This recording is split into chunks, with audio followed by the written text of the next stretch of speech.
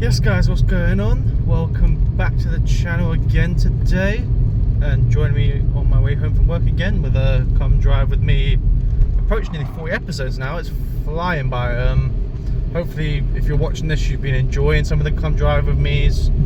I'm trying to do a couple more bits and bobs away from the car, and I will have a bit more time to do it now luckily, so you can expect a couple more in-person videos maybe coming up soon. But yeah, today I wanted to take a look at the Champions League. It's back. We're into the quarterfinals of course now, so I just wanted to have a little preview of what we can expect to come, and yeah, we'll get straight on into it.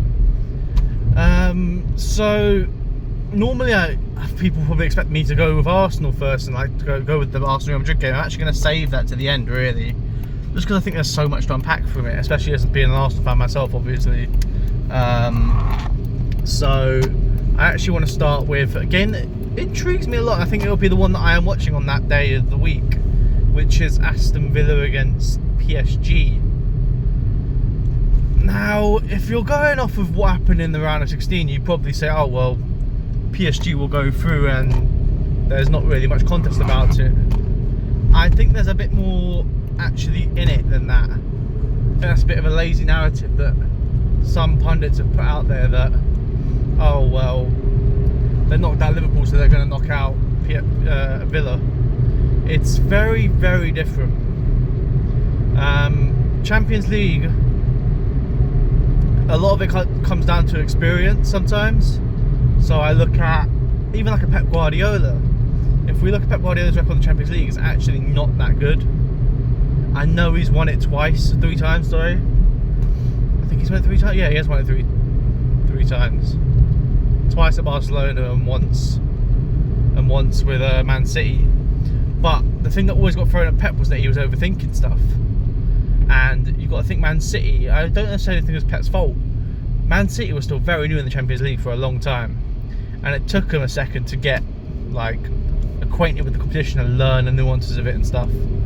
Now you'll say Villa are new to the Champions League, so clearly you're saying PSG will go through. My point is more with Emery. I think Emery is such an astute manager. He's built for Europe basically. So Arne Slot hasn't really had much experience in the Champions League, you could say.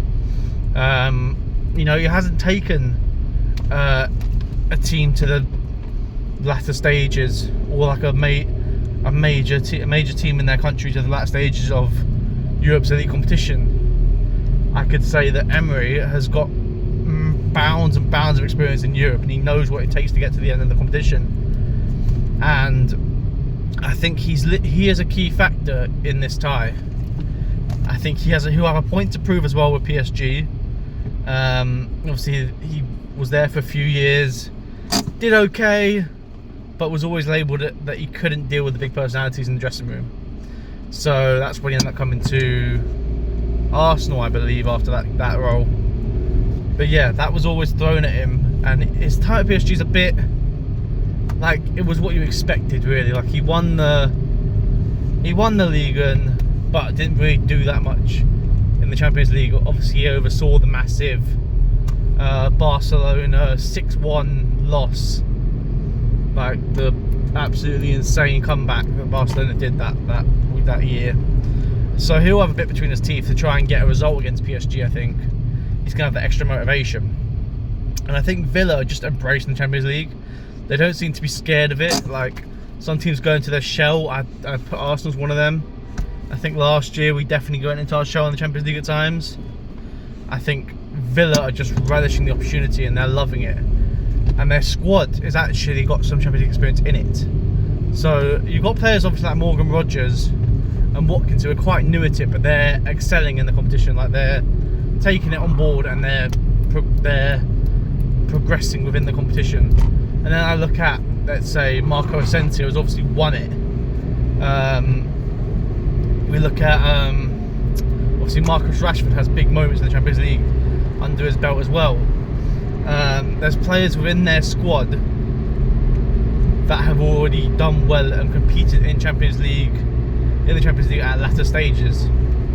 So that sort of experience can be invaluable.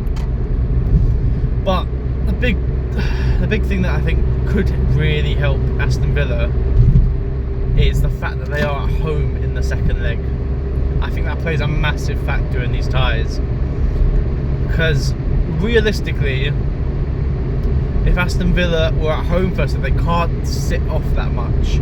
Whether if they go away to PSG, there's a world in which Villa get out of there with a 1-1, nick a 1-0, draw 0-0, only lose one. Like, there's a world they get out of there with like a Liverpool type of result. And I feel like if they got out of there with that sort of result, with a convincing defensive performance, and I'm not talking like a Liverpool performance where like where Martinez has an absolute worldie, produces 10 world-class saves. I mean like a solid performance where they look comfortable defending. If they can do that and get a decent result to bring back, like a 1-0 or even a 1-0 loss, I think if they could come back with a one goal deficit at the most, it would give them a great opportunity in the second leg. Because the players they have, they can do something against PSG. Like, I know PSG are playing absolutely amazing football, they're one of the best teams in Europe right now. But PSG is still PSG. In the Champions League, there's always a weakness for them. It doesn't matter how well they're playing. Like, we've had this before with PSG. Like, we've had them absolutely stellar through the league. People are hyping on that they're performing so well in Europe, and then it gets to the Champions League and there's that mental block. We thought they were almost past it in the COVID season when they got there and they lost to Bayern Munich in the final, and they were pretty limp in that final, even with all their superstars back then. So don't get me wrong, I like PSG, I love how they're playing football, and I actually really like their team. I think Kvaratskhelia is going to be an absolute problem against Aston Villa. I don't know how they're going to deal with him. I look at Ousmane Dembele, he's absolutely flying. You've got Doué and Barcola. I think that's going to be a real test for the Aston Villa defence. And I'll be interested to see what team they go with Villa. Whether they try and get Konsa in and match him up against Barcola in that right back position, or they go with Cash. I think surely in the away leg they go with Konsa there to be a bit more solidified. And then at left back, interesting if they go with over Digne or Maatsen. I'd probably say maybe they go Digne to be a bit more safe. Maatsen's probably better going forward, maybe Digne's a bit better defensively. I think that tie's really intriguing, and don't write Villa off, that's all I want to say. They're very much capable of going and getting results. I think Villa are probably capable of being any team on their day. At home especially, I think they can get a result against anyone. I think Real Madrid could go to Villa Park and they would be in for a tough game.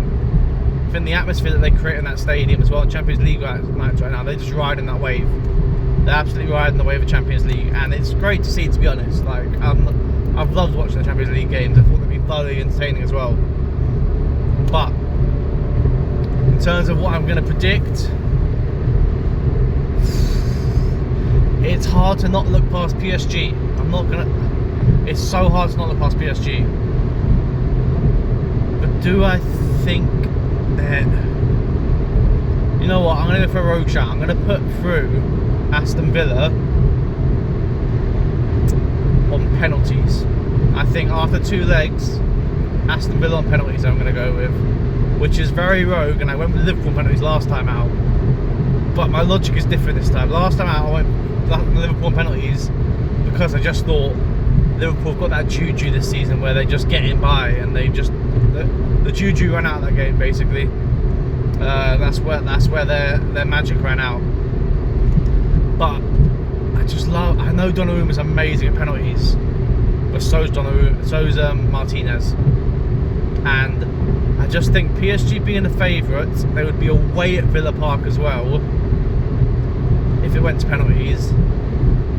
I can see a world in which it's potentially maybe 2-1 to PSG tomorrow, and then Villa get them back at home, and maybe they win 1-0, or I could even see a 2-0, to be honest. I could see it, but I'm going to go like 2-1 in the first leg, and maybe even 2-1 in the second leg to Villa, or maybe I think like a scrappy 1-0 win for Villa, and it drags into pens and they get over the line. That's what I'm going to predict. It's probably a very rogue shout. There's probably a lot of people thinking Villa are going to get battered, but I think they've got a better chance than people think. I'll probably come back to this in 3 days' time and be prove completely wrong, and they'll lose 3-0 away from home. But so be it. I really like how Villa are playing right now, and the form they're in. They can carry that into the Champions League like they have been doing. They should be wary of PSG, but they should not fear them with how they're playing. And I think with Emery at the helm, they've got all the tools they need to get through. Next, we'll look at Barcelona against Dortmund. Now, there's not much jeopardy in this one, I don't think. I'm not going to spend too much time going into this one because I just don't think there's any result that I see Barcelona not going through here. I think they're some people's favourites for the competition now, and rightfully so, to be honest. I look at that forward line, the form Pedri's in right now, the defence is solid, like, the manager's getting the best out of his team. I just don't see a world in which they don't beat Dortmund, who are off the boil right now. Probably pretty fortunate to get through against Lille at times, but I think Barcelona will ease through, really. It wouldn't surprise if they won the away leg, brought them back, and then won like 2-0 at home or something like that. I think Rafinha and Yamal are going to be the driving force behind this as well with Pedri. I'm saying it's going to be like 4-1 in aggregate or something to Barcelona. I think they'll run through Dortmund no problem, and they're probably my favourites to progress through to the final of every single team. Whether they're my favourites for the competition, probably. I think so, yeah. I think they are. I think they can beat any. I think they'll be the favourites for any team they play in this competition, including Real Madrid, who they've already smacked on 2 occasions this season already. So, yeah, that's all I want to say on that one. I don't want to waste time and go into this in detail because everyone knows Barcelona are probably going to go through. That's all I've got to say. So then we'll get on to quite a close game next, and with Bayern against Inter. So I think Bayern are at home in the first leg, which could be very important. Again, could be very important for the tie with the San Siro player coming into play in the second leg. And Bayern have lost Musiala to injury now. He's out until the very end of the season, basically, the last couple of weeks of the season. So it could be absolutely massive that for Bayern Munich. I think he's such a crucial player for that team. He's an unbelievable player, Musiala, and I don't think there's a replacement for him really in that team. You could maybe say they could move Elise inside, maybe put like a Gnabry, Coman, Sane, one of them on his wing. But there's no doubt it's going to be a massive, massive miss for Bayern Munich. And I think, sorry guys, I know the players have got the experience in this competition, but I'm going to bring it back to the manager again and company. He has no experience of managing the Champions League. He has some experience in playing, but none in managing. And it could come down to that, I think. Maybe a bit of inexperience creeping in. I like the Bayern Munich side and that. I like the football they're playing, but I do think Inter are just very... They're very efficient, Inter. Like, they know what they're doing, they do it really well, and they get results from it.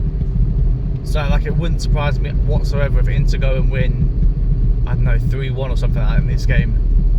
I think Inter will just be really dogged away from home, get that result, maybe get like a draw, or maybe get out there with like a 2-1 loss, something like that, and then in the second leg really turn it on. Oh, sorry, 1 second.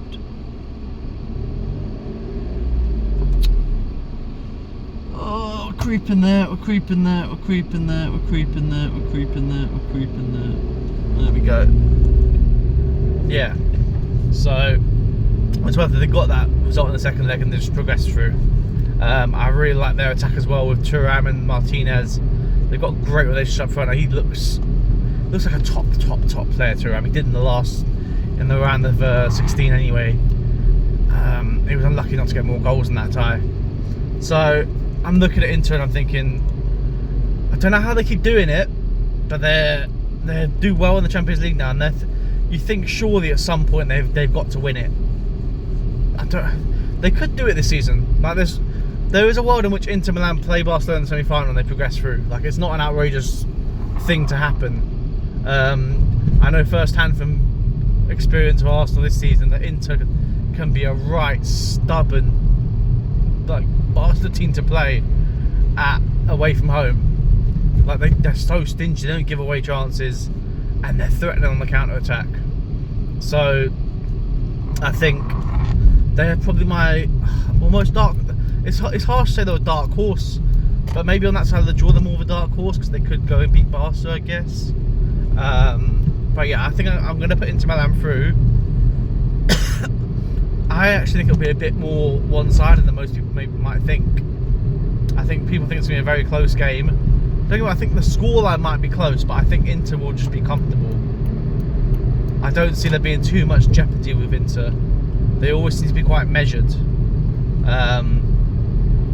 But anyway, now we get on to the big one for me. The one that I'm personally invested in, and the one that cannot fail for me, basically. So, there we go. North Circular, standard, guys.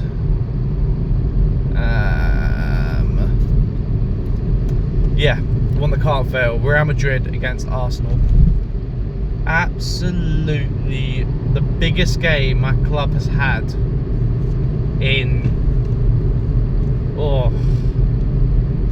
up there with FA Cup finals we've had in recent years. I think it might be the biggest one we've had since the whole FA Cup final 10 years ago. I think it's right up there with that.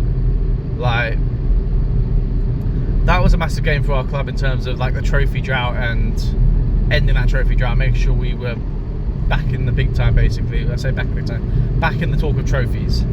This is of the same nature in terms of the importance of it to the club. I think if we go out to Real Madrid, you go out to like, you chalk it up as like, oh, it's Real Madrid, like it can happen. On the other flip side of it, if you can knock out Real Madrid, it's a huge statement of intent, and it's a huge confidence booster. I think with our squad, it's time they come of age a little bit. Obviously, they've competed for titles and not lost out. We haven't done well in cup competitions, and it's kind of like, right, this is our third season at the top, competing at at the top level of football. We need to start seeing these players perform. Like, we're talking about Saka, Saliba, Odegaard as world-class potential players, but they haven't proved it on that Champions League level. I think Saka has to an extent, don't get me wrong, because Saka's done it at international tournaments and has done it in the Champions League for us already on multiple occasions. Even last season in the knockout stages, he obviously scored against Bayern Munich and he played well, and probably should have scored another if he hadn't gone down under Neuer's leg in that last minute where it should have been a penalty. But anyway, point is, these players now need to show that they can do it up against the best team, basically. Like, the belief they can get from this game is massive, and I think it's one of them ones where Real Madrid or Man City have always won the it's felt like whoever wins that Real Madrid and Man City will win the Champions League, or whoever knocks them out will win the Champions League. Now, I'm not saying that, if we knock them out, we'll win the Champions League, but the belief you take from knocking out of Real Madrid is massive, and it can propel you to a Champions League. And I think if you beat Real Madrid, let's say if we beat Real Madrid, I don't see another team that I don't see I don't see why we couldn't beat anyone else in the competition, you know. And it's tough to see, don't get me wrong, because Real Madrid are a different monster in the Champions League, but it's like with the Villa game. There's a world in which it happens. I'm not saying it's a high chance, I'm saying maybe we've got like a 25% chance of getting through it, 20-25%. The reason why I actually got 25 and like maybe 30% chance of getting through, which is probably higher than most people give us, is because Madrid are not this well-oiled machine like they have been in previous years. They've been good in some games, but I look at like the Liverpool game when they went to Anfield and they just got played off the park by Liverpool. You know, they barely competed in that game. Not to be harsh, but they didn't show anything. They're not churning out results left, right, and centre. You know, they lost 2-1 at the weekend to Valencia. I know we drew with Everton, but key thing is they're going for a league title, so they have to be performing, and they're not performing at their level normally. They're still working out the kinks in their formation. They're still getting over injuries as well. Obviously, we've lost Gabriel, which is massive for us. I think that's absolutely, it's not as bad as the Saliba, but it's very bad to have Gabriel missing. I personally, I want to back Kivior. I do. I want to back Kivior, but he does give me a nervous moment in him, and I look at the Bernabeu and I go, can you do it in the Bernabeu? I don't know. I really want to back him. I think he does have quality. He has I don't know if you've seen the highlights at the weekend of Arsenal against Everton the weekend, but there's one moment where he gets the ball at the back and he just clips it over the top. I think it's for Trossard maybe on that left hand side, and he just perfectly clips it. And he's got that in his locker, which is something that potentially you could say he's got better than Gabriel, is that passing ability. The issue is not his passing range, the issue is his composure and decision making. So he's just got to be switched on for 90 minutes this week. He's got to take 9 minutes at a time. He can't think of it as like, 90 minutes here, 9 minutes to burn, about 30 more minutes if we go extra. He can't think of it like that. He has to just go 90 minutes at a time, even 45 minutes at a time, even a minute at a time. Just keep himself switched on, and that's what we need, because he's played at the top level for his country, and he has potential. He just needs to find it, and we need it more than ever now, to be honest. I think a key battle is going to be that if Ferland Mendy is fit to play, him against Saka is going to be huge. I think Rice against Bellingham in the middle of the park it could be a massive battle. That I think they're both going to be all over the pitch, and it wouldn't surprise me if Rice just to do with John Bellingham, because he makes Madrid tick a lot of the time. I think Madrid, when they look at our team sheet, they will look at that right hand side, or our left hand side, their right hand side. I love Lewis Skelly, but he can be a bit rash. He was unlucky at the weekend with a penalty against him against Everton. Not a penalty in a million years, but the issue comes because he gets himself in a tangle. Like he misreads the bounce of a ball and then gets caught out. That's where the issue comes from. So it's a bit of an experience, and it's something that I look at with Rodrigo and I go, he's just so good. I think Rodrigo is like criminally underrated. He's arguably the most consistent one in that front three in terms of the results he churns out. And if Skelly isn't on it, Rodrigo's gonna have a field day. That's my issue, because he hasn't got a Gabriel to back him up. He's got potentially Kivior, and that's why I looked at it and I went, I would love for Arteta. I know he wants to put Kivior in, but I just think you put Timber in next to Skelly. Put Timber in there. He'll be perfect. He's got that composure. It feels like Timber's got that like puff chest out mentality at the Bernabeu. He won't be daunted. He'll just go boom. Right, I'm here. So I look at Timber and I go, stick him in that left hand side central defender position next to Saliba with White at right back. Just do that. I know that Timber against Vinicius could also be a massive battle if he doesn't do that, and maybe he looks at that and goes, that's more of a key battle. I want him to be there because he can deal with Vinicius, and people might juggle that. I think Timber can deal with Vinicius. I think he's got the physicality to do it, to shut him out of the game. and I genuinely think he might do that. And then you've got Saliba against Van Pape. That's going to be a massive battle. He's obviously going to play Marino up front. I think I've come to the realisation, my dream of having the Ranieri and the false nine is never, ever, ever, ever, ever, ever going to happen. He is going to put Marino up top against Real Madrid. Yes, mental, I know. I'm still very apprehensive about it. I know he's getting goals, but I just don't like the style of play with him up front. Like, it just doesn't sit right with me having him there. I think we looked okay at the weekend with Sterling through the middle, but realistically, the best we've got is Marino to put through the middle if he's not going to put Ranieri there. I think he's going to play Martinelli on the left, Saka on the right, Odegaard, Rice, Partey, like we've always seen. He'll put Kivri on left centre back. Partey needs to be outrageous again, like he has been doing for us. Martinelli against Valverde, I would just not even go down that right hand side for I don't think we should even attempt to go down that right hand side, that left hand side of Martinelli, because I just don't see it working. I know he's come back from international break and all of a sudden he's Brazilian again. Like, that's the joke that everyone's finding. He's come back and he's realised, oh wait, I'm Brazilian. Like, he's come back with skills and taking this man on and everything.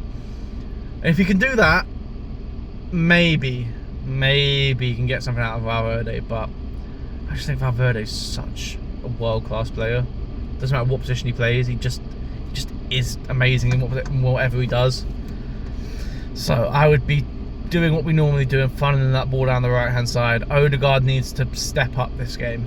I think we've been waiting for it pretty much all season with Odegaard. He needs to take the game by the scruff of the neck this time, because he's good enough. He's good enough to do it. You know, he's going to have a point to prove as well. It's his old club who deemed him not good enough for them. You know, he should be looking at that going, right, I'm going to show these lot. I'm going to show these lot that I am good enough for this level.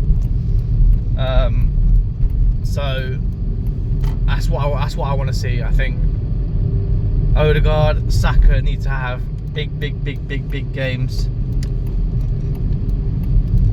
and Saliba, we'll see Saliba's true level. I think in this game, it's a massive test for us.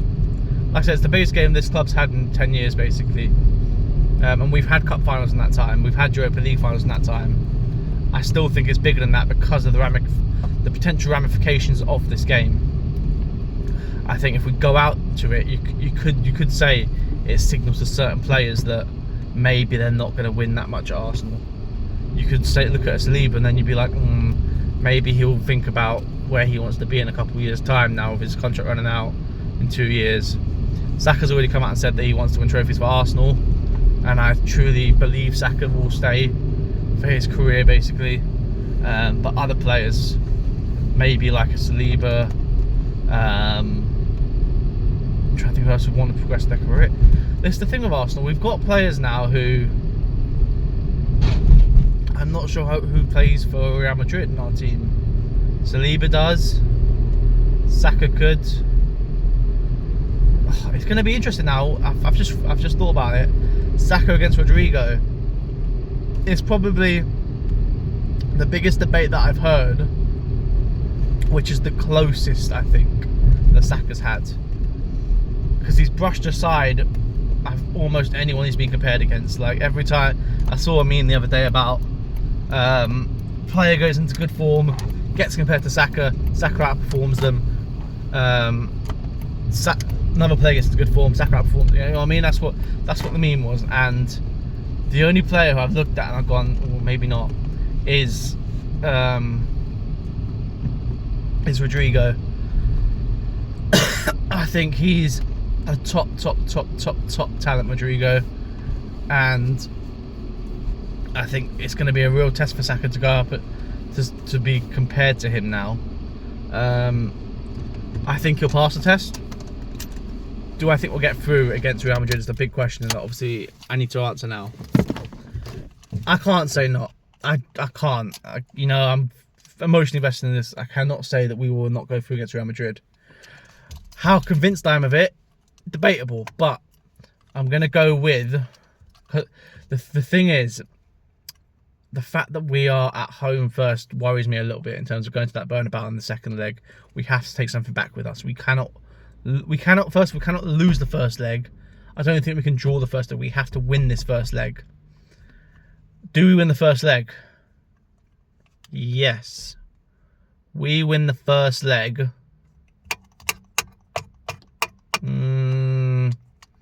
We win the first leg 3-1. All right, 3-1. You heard it. We then go to the second leg, and we draw.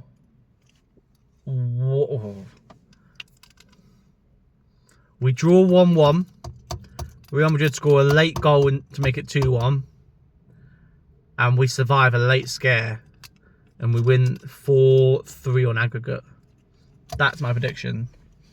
Like I said, how convinced I am of that. But I've got to back my team. I can't not, you know. So, hopefully you guys enjoyed that little preview. If you disagree with anything that I've said, feel free to comment down below. I want to hear all the opinions. Like, I'm obviously not a football guru. I just have certain theories and feelings towards football. Yeah, let me know what you guys thought down below. And subscribe to the channel if you're new and you've enjoyed the video. I do a lot of this sort of content. So I appreciate any support for the channel, guys. Thank you, and bye.